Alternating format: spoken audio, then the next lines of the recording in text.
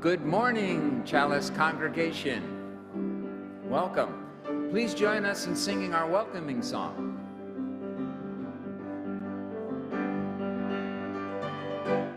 You are welcome here, wherever you're going to, wherever you're coming from. You are welcome here. You are welcome here, wherever you're going to, wherever you're coming from. You are welcome here, 'cause it's a house of love, a house of hope and dream. It's a house of love,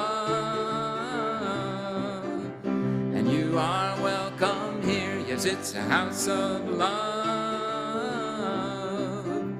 a house of hope and dreams. It's a house of love,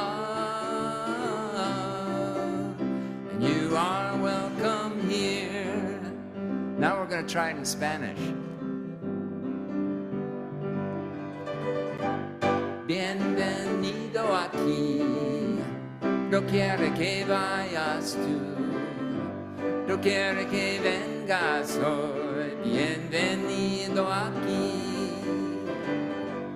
bienvenido aquí, doquiera que vayas tú, doquiera que vengas hoy. Bienvenido aquí, a este lugar de amor.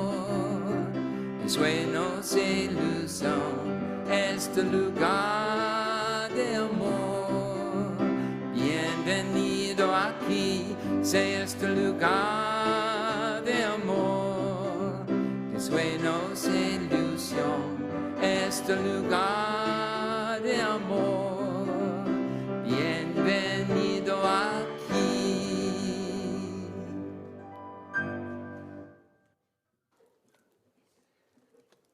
Good morning. Welcome to Chalice Unitarian Universalist Congregation. We are a community rich in diverse beliefs and experiences, fostering a liberal religious spirit and united by our shared commitment to grow in love and service.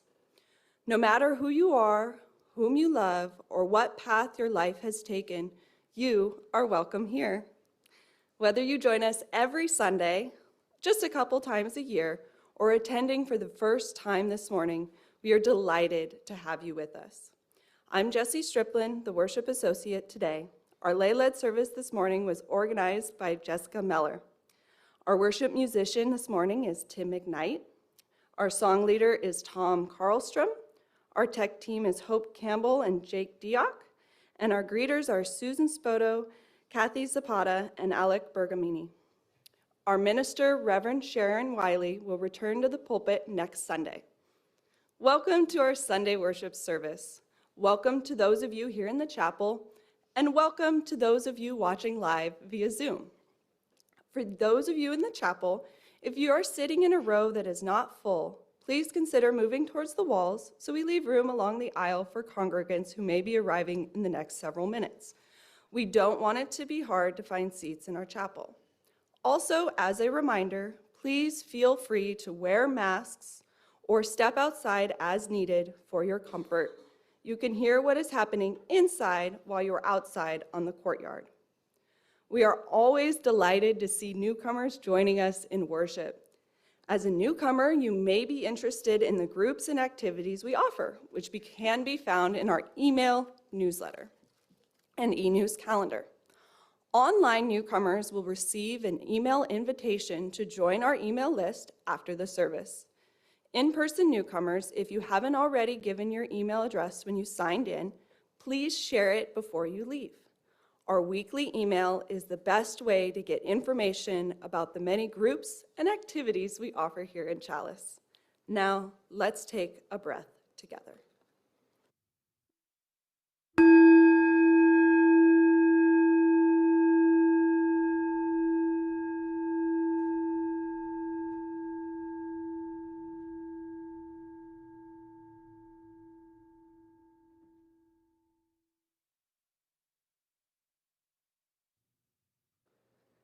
As we settle our souls into worship, we acknowledge Indigenous people with these words from Robin Wall Kimmerer, a citizen of the Potawatomi Nation and author of Braiding Sweetgrass, Indigenous Wisdom, Scientific Knowledge, and the Teachings of Plants. Quote, "We are showered every day with gifts, but they are not meant for us to keep. Their life is in their movement, the inhale and exhale of our shared breath. Our work and our joy is to pass along the gift and to trust that what we put out into the universe will always come back." Now we light our chalice, the symbol of our Unitarian Universalist faith. I'd like to invite Nate Smith to light our chalice this morning. Our chalice lighting words come from Craig Rowland. "I breathe in the warmth of this light, its glow filling the spaces where fear and doubt reside. I breathe out the tension I carry. I release what no longer serves me.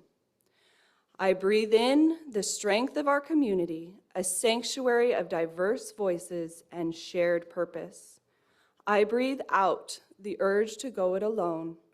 I embrace the power of togetherness. I breathe in the courage to speak truth, even when it trembles on my lips. I breathe out the silence that holds me back. I make space for honesty and justice. I breathe in the hope of transformation, knowing we are here to build and to heal. I breathe out despair, trusting that change is born in small acts of love. As we light this chalice, may each breath remind us of the sacred rhythm of life, the pulse of creation, and the power we hold to shape the world around us."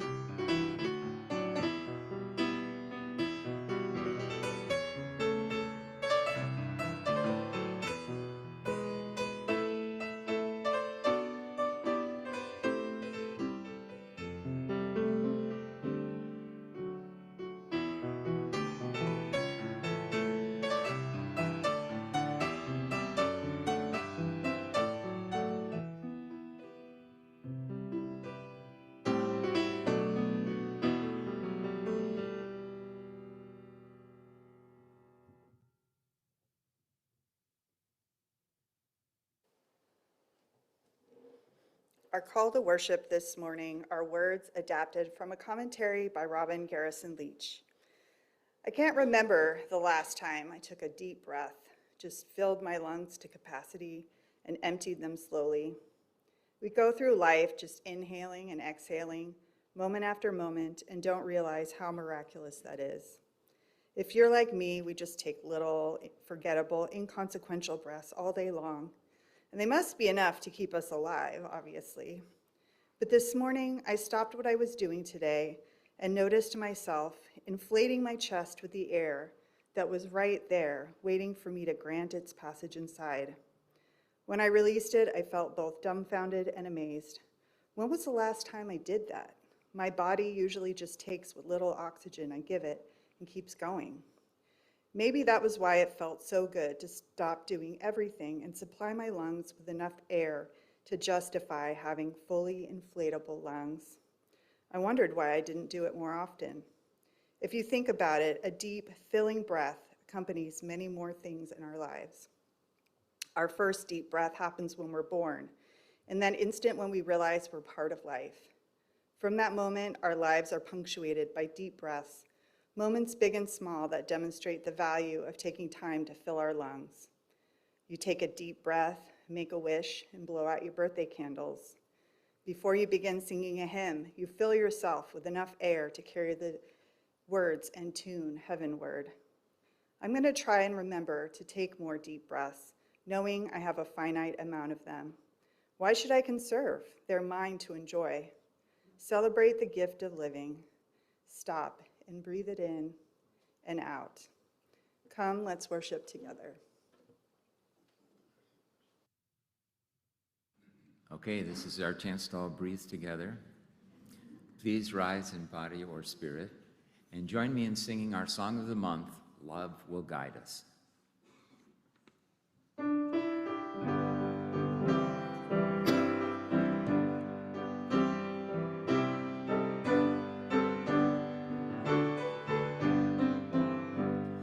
Love will guide us, peace has tried us, hope inside us will lead the way on the road from greed to giving. Love will guide us through the dark night. If you cannot sing like angels, if you cannot speak before thousands, you can give from deep within you. You can change the world with your love. You like no other being. What you can give, no other can give to the future of our precious children, to the future of the world where we live. Hear the song of peace within you. Heed the song, peace in your heart. Spring new beginning shall lead to the harvest. Love will guide us on our way. Love will guide us, peace has tried us, hope inside us will lead the way on the road from greed to giving. Love will guide us through the dark night. Please be seated.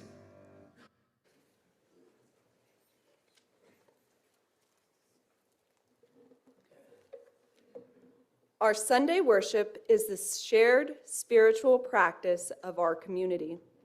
We tend to the congregation during this time by sharing and honoring our joys and sorrows. Here in the chapel, you are welcome to write your joy or sorrow onto a candle card, which will be collected from you. Online, please write your joy or sorrow, including your name, into the chat box. These joys and sorrows will be spoken out loud, and then we will remove this part of the service from the recording that goes on our YouTube channel. So this sharing won't be publicly available online. If you would like to send Reverend Sharon a confidential note about your joy or sorrow, or to make a prayer request, please email her. Her email address will be on screen in a moment. Please enjoy some music while you write down what you would like to share, so that in sharing, your burden is lessened and your joy is multiplied.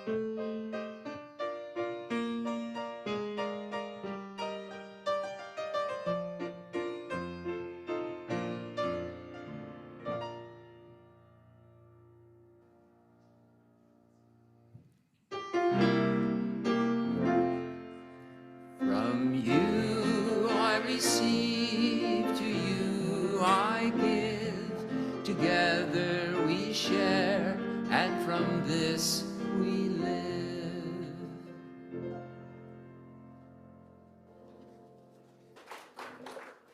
And we light a final pillar candle this morning for all of the joys and sorrows that go unshared and unspoken this morning. These too are held in the love and the support of this community. Now we invite the children and anyone else who would like to come forward for a story.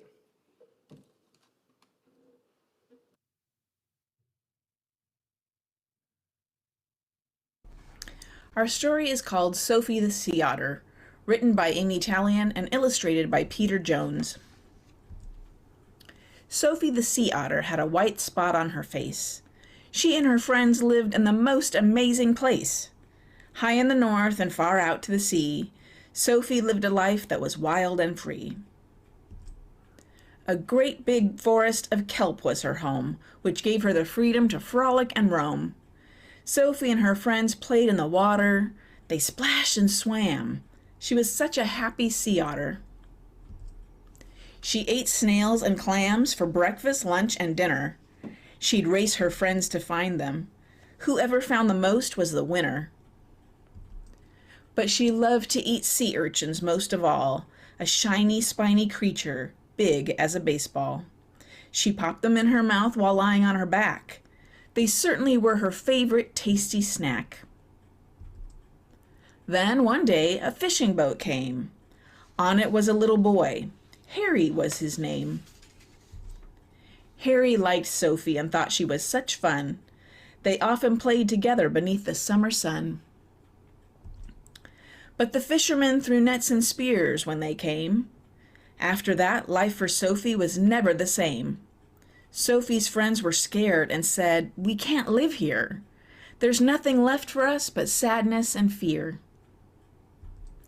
So Sophie and her friends swam further north. Away from their home, to a new life they set forth.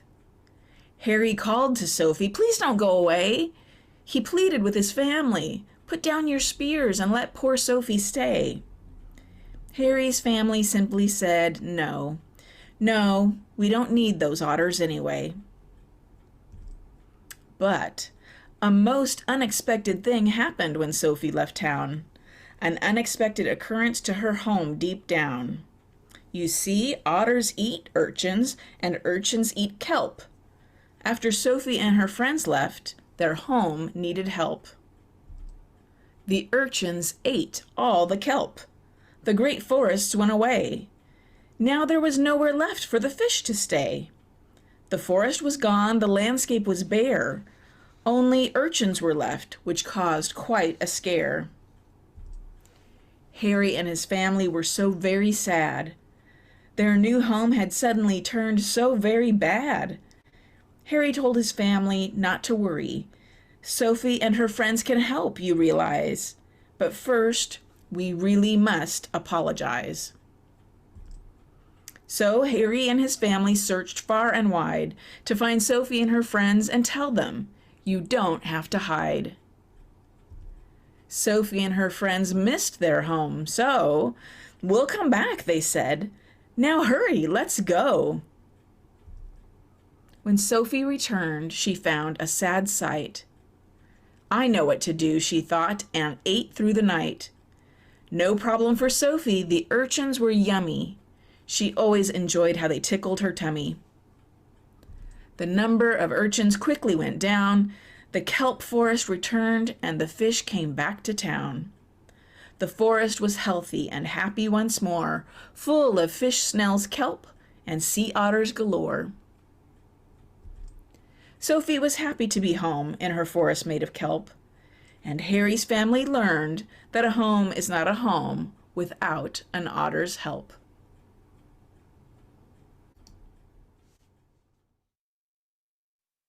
The story is called...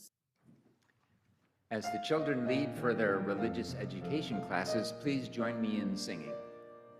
Walk on your path with a song so sweet that everywhere you go there is love all around. Walk on your path with a song so sweet that everywhere you go, there is love all around. So is anyone familiar with box breathing? Anybody heard of box breathing? Yeah. So box breathing is when you take breaths of an equal inhale, pause, exhale, and pause, and they're all equal length. We're gonna do a little 4-count box breathing together. As always, this is voluntary. We don't force anyone to do anything here at Chalice, so join along for as much or as little as you feel comfortable. There's no way to do this right or wrong. Just follow along as best you can. We're gonna watch a video that has visual cues to guide us as we breathe in and out of our nose for 3 minutes. So just follow along with the red ball as it moves around the square on the screen. Take a moment to settle into your seat, and here we go.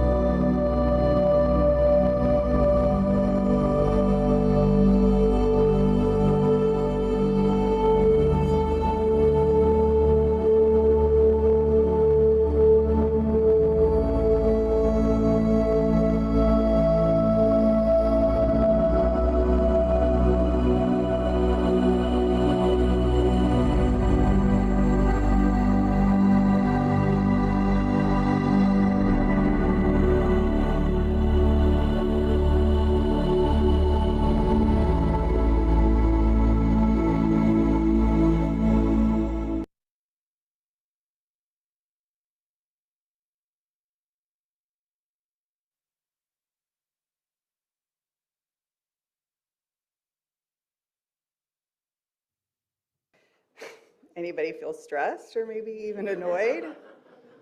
It's not often we sit and do nothing but breathe. So breathing is something we do every day. The average person takes about 25,000 breaths a day. And most of the time, we don't even notice we're doing it, but it sustains life. And today, we're going to talk about its power. Science journalist James Nestor explores the transformative potential of breathing in his book, Breath, the new science of a lost art.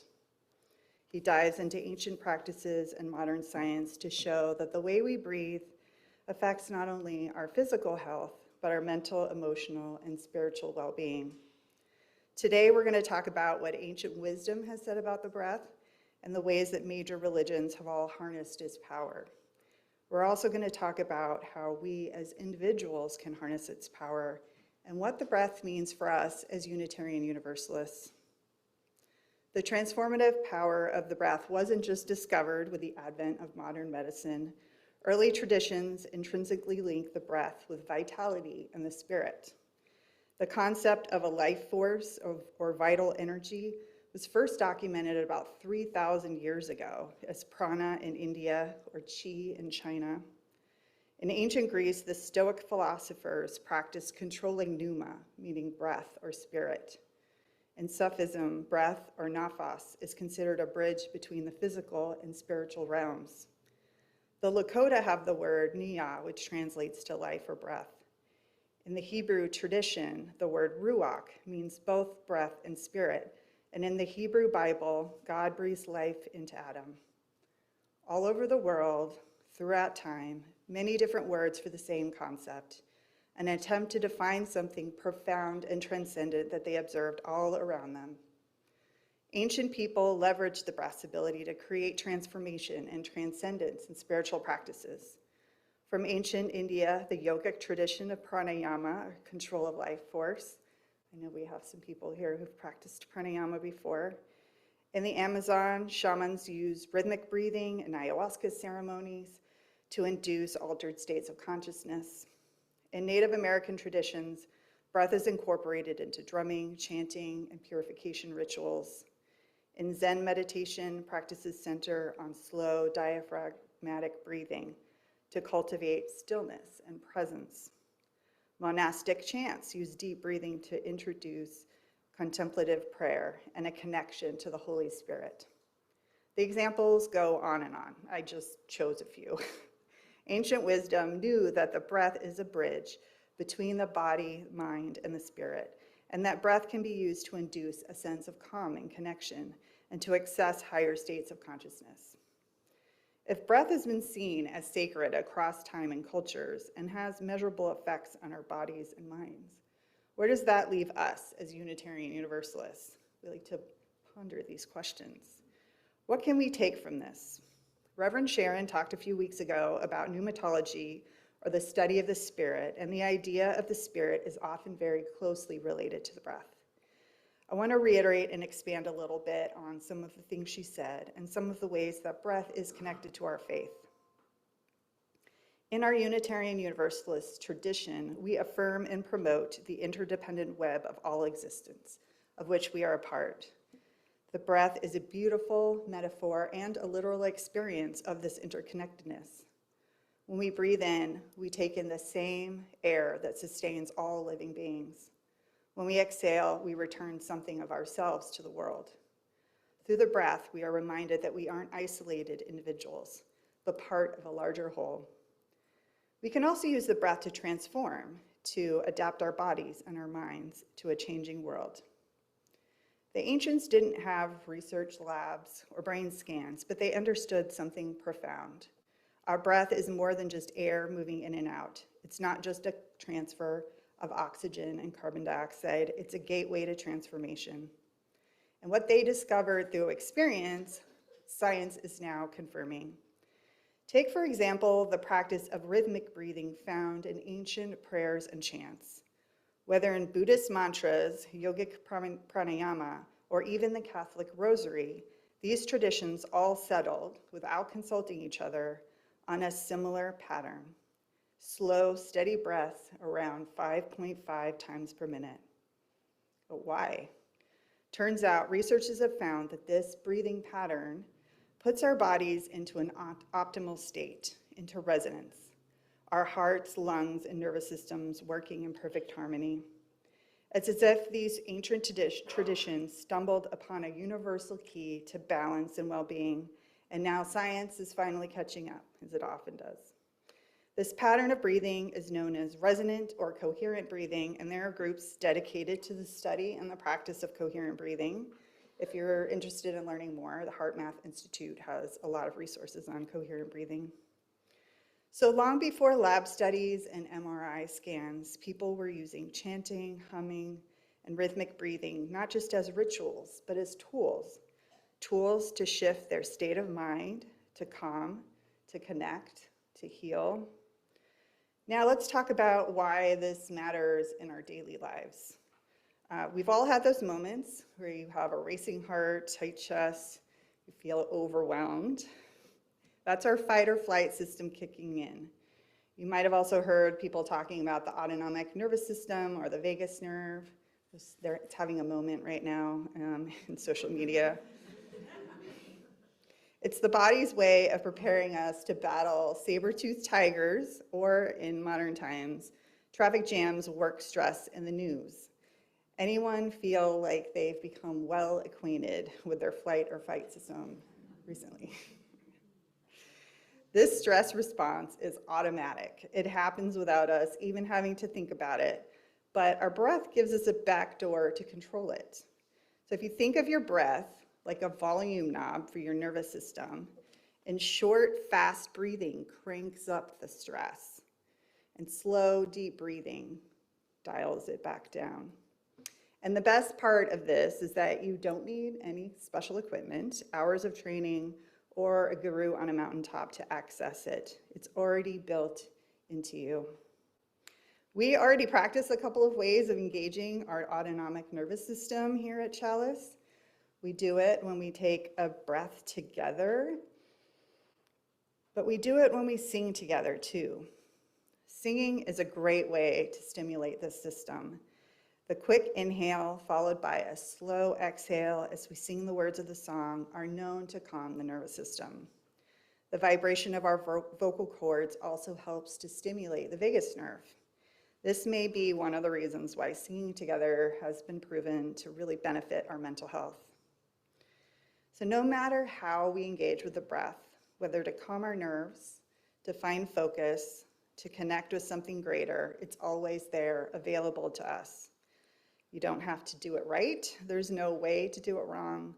The breath simply invites us to return, to notice, to be present.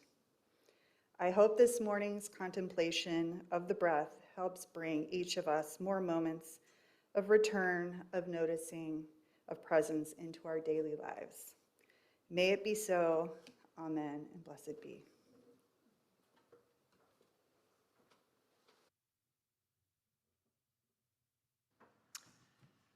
Please remain seated while we sing our next song. It's a meditation on breathing. It's found in the Teal hymnal. And it has 3 different parts. The top one, the first 2 lines, are the drone. The second 2 lines are the melody. And the last 2 lines are the descant. And we're going to sing them through each part 2 times through to familiarize ourselves with this. Then we'll stop and then we'll start again and add each one to the previous one as we go through, and then subtract the last one until we get back to the first one again. So we're like a pyramid. Just follow me and you'll get it. And I hope that some people will stay on the first part as we move to the second. But let's sing it all through first together so we learn the parts.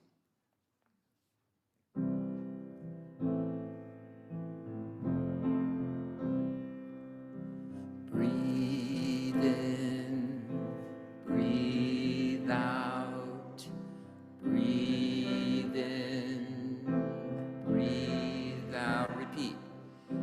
Breathe in, breathe out, breathe in, breathe out. Now the second part. When I breathe in, I'll breathe in peace. When I breathe out, I'll breathe out love. When I breathe in, I'll breathe in peace. When I breathe out, I'll breathe out love. Now the descant. When I breathe in, I'll breathe in When I breathe out, I'll breathe out love. When I breathe in, I'll breathe in peace. When I breathe out, I'll breathe out love. Okay, now we're gonna start with the drone, just by itself, and then we'll add the other parts.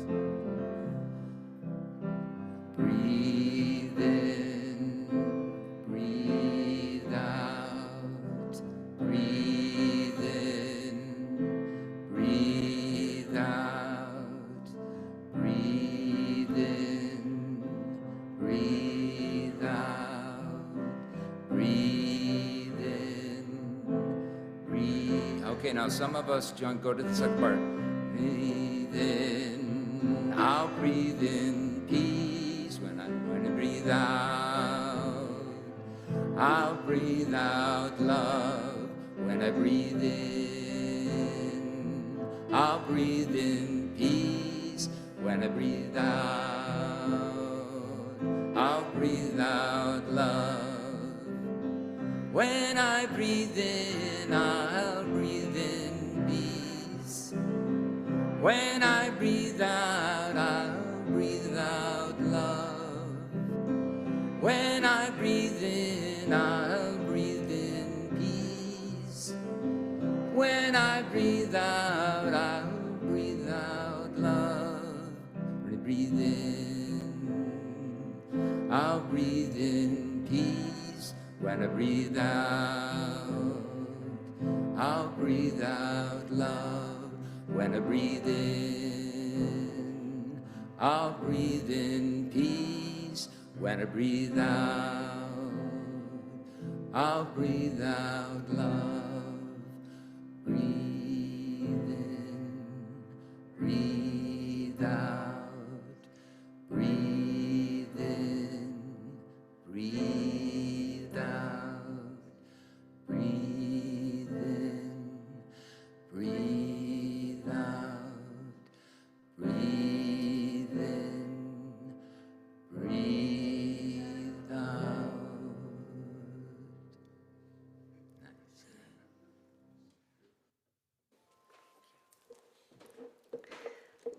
The Sunday offering is an expression of the generosity that makes our congregational life possible. As Buddhist teacher Pema Chodron writes, generosity is an activity that loosens us up by offering whatever we can, $1, a flower, a word of encouragement. We are training in letting go. We encourage you to text your donation to Chalice. If you haven't texted a donation before, you can text the amount and you'll get a reply with a link to enter your card information. If your Sunday donation is meant to be part of your pledge payment, please be sure to indicate pledge after the dollar amount. The phone number for text donations will be on screen in a moment. If you prefer to make an in-person donation of cash or check, there are envelopes and a donation box to the left of the chapel double doors. You can leave those donations after the service. Please give generously.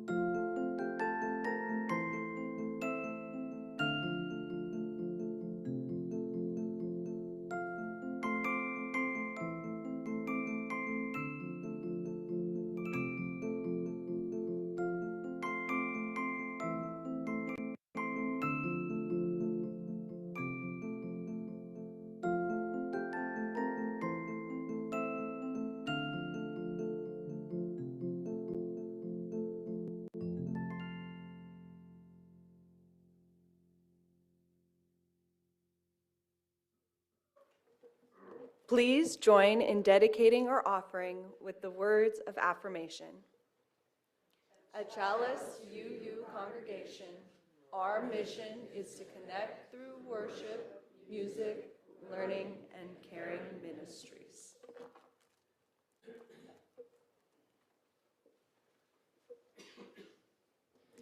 As Unitarian Universalists, we honor the interdependent web of all existence, of which we are a part. The breath is a powerful metaphor for this truth. What we inhale has been exhaled by trees, by oceans, by each other. We do not breathe alone. So let us breathe together now. With each inhale, we draw in life. With each exhale, we offer something of ourselves to the world. May we use our breath to center, to connect, and to transform. Please join me as we do some coherent breathing. Again, this is voluntary. Join along for as much or as little as you like. We're going to watch a video that has both visual cues and audible chimes as well this time to guide us as we breathe in and out for 2 minutes. So you'll breathe in through your nose on the chime, and then there'll be a second chime, and you'll breathe out through your nose when you hear the second chime. And there will also be a visual on screen to guide you. Take a moment to settle into your seat. You can close your eyes or leave them open if you feel more comfortable. And here we go.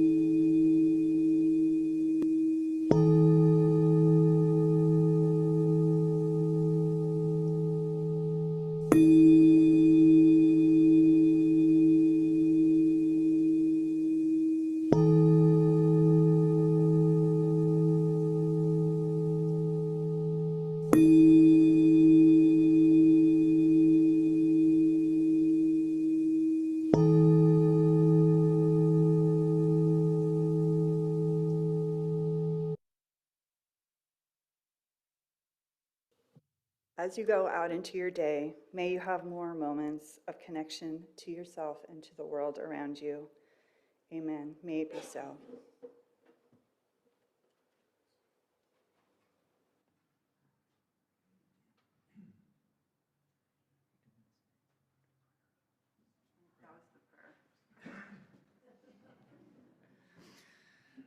Please rise in body or spirit and join me in singing hymn number 1001 called Breaths in our teal hymnal.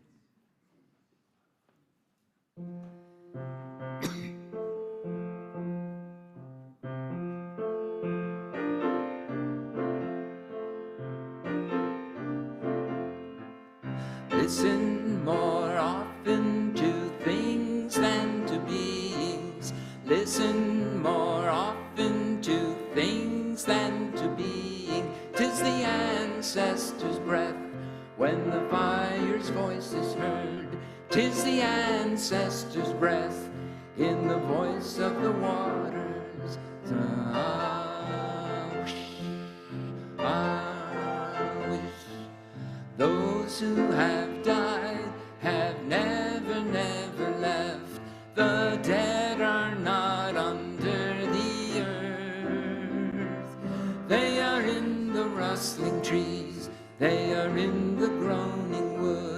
They are in the crying grass, they are in the morning rocks. The dead are not under the earth. So listen more often to things than to beings. Listen more often to things than to beings. It's the ancestors' breath when the fire's voice is heard. 'Tis the ancestors' breath in the voice of the waters.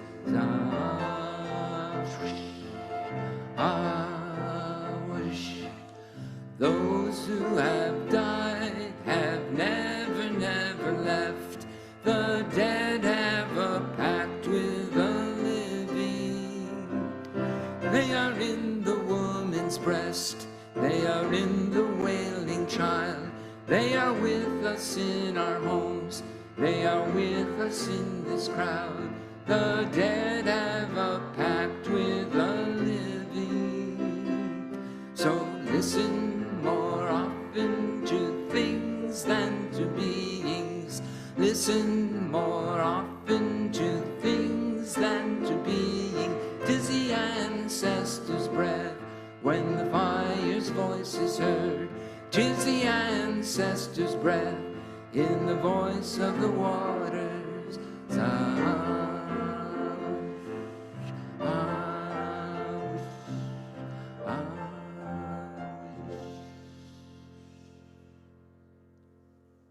Please be seated. Our closing words also come from Craig Rowland.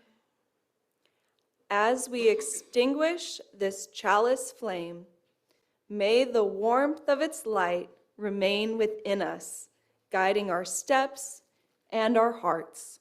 Let us carry forward the strength of this community, the courage to speak truth, and the hope that transformation is possible. In each breath we take, may we remember that the work of love, justice, and healing is ours to continue, both here and beyond these walls. Go in peace with the light of this gathering to illuminate your way. Love and blessings to each of you. You are invited to close our time together by singing the well. After our closing hymn, please return to your seats for a few announcements.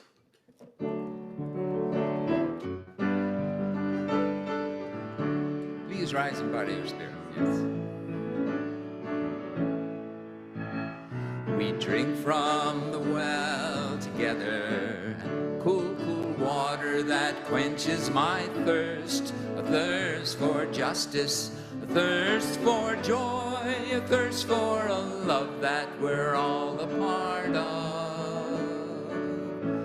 We drink from the well. We drink from the well together.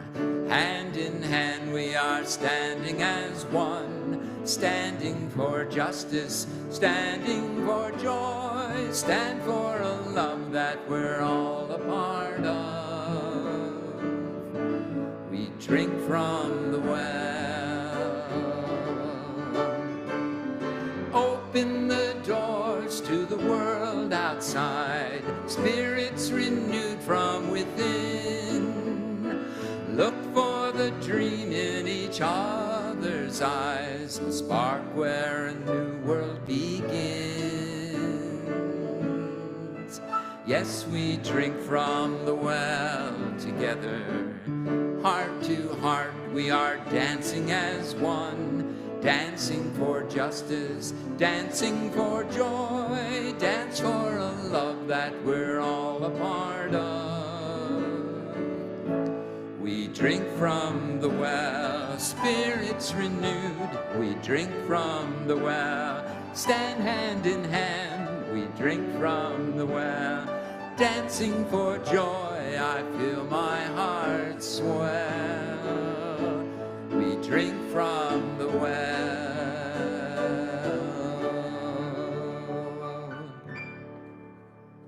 Please be seated. All right. Chalice, we have Chalice t-shirts for sale. We have both unisex, women's styles, kids, and hoodies available. They all have this design on them, our beautiful chalice, followed by some inspiring words.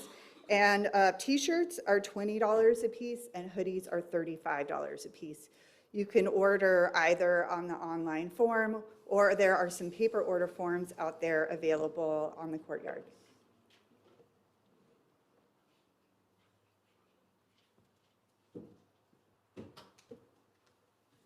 So I want to announce that this Saturday, March 22nd at 2 p.m. right here is the game night concert offered by Tim McKnight and Jennifer Savion. Woo, woo, woo, woo. It's going to be so exciting. But is it games? Is it music? Yes, it's songs about games and games about songs and everything in between.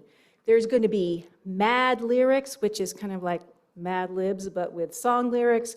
Name that tune, of course, and something called word conga. We're calling it Wanga. You're just going to have to come and find out what that's all about, but it's going to be fun. There's going to be amazing music. Think Pinball Wizard, Luck Be a Lady. Maybe some medley of Olympic themes and video games, and it's going to be a lot of fun for sure. So this is an auction event, so if you purchase tickets for this at the auction, you're good. If you didn't, you can see Tim McKnight after service today. Also, you can just show up at 2 on Saturday, and yeah, hope to see you all there.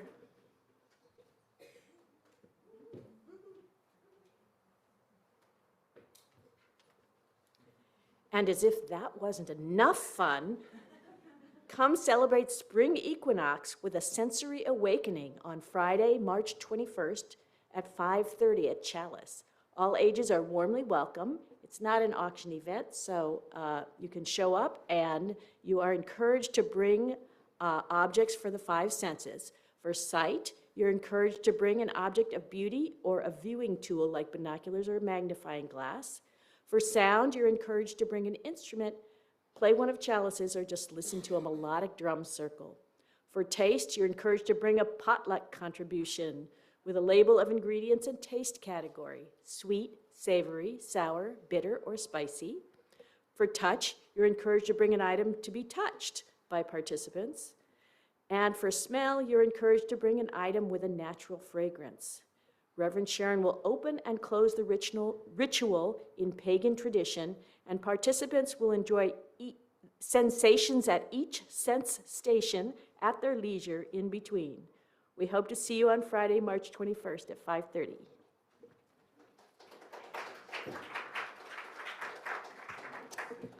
All right, today begins round 4 of our March Madness voting.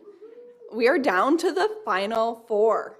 We are voting for our favorite Pacific Ocean dweller. And we are down to octopus versus sea turtle and leafy sea dragon versus coral. You can vote this morning at Chalice using the QR code at the table near the kitchen doors. You will also get an email today with the voting link. Important, we will vote on the final 4 through Tuesday. And then round 5, the finals, will begin on Wednesday when the e-news comes out. We will announce the winner next Sunday, March 23rd, at our March Madness worship service celebrating ocean life. Hope to see you there. And one more announcement.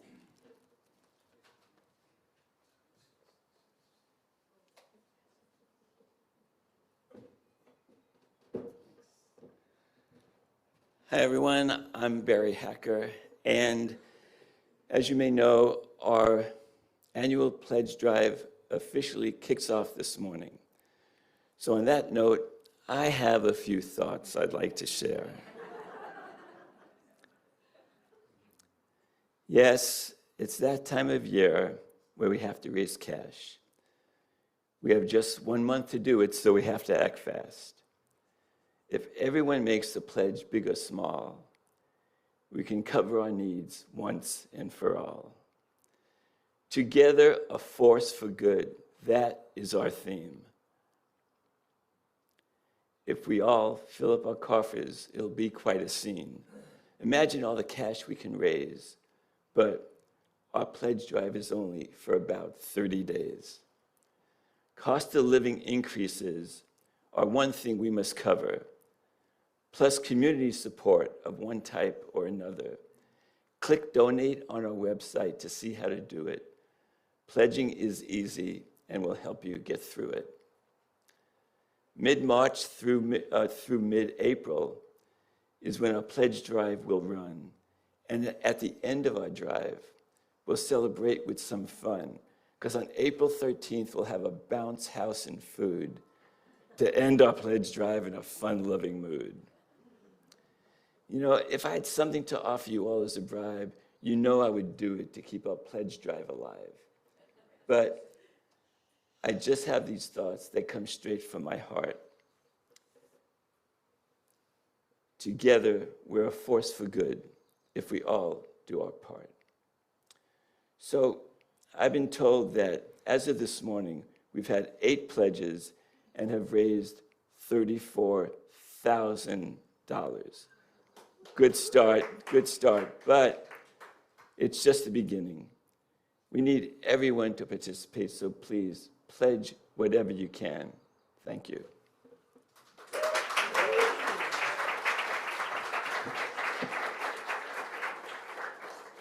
Our social hour will begin in a few minutes online at the same Zoom link and in person on our courtyard. Those of you who are here in person might want to bring your refreshments into the green room and have a visit with our online congregants. Jessica and I look forward to greeting you at the chapel doors to hear how the service was meaningful to you. Peace be with you.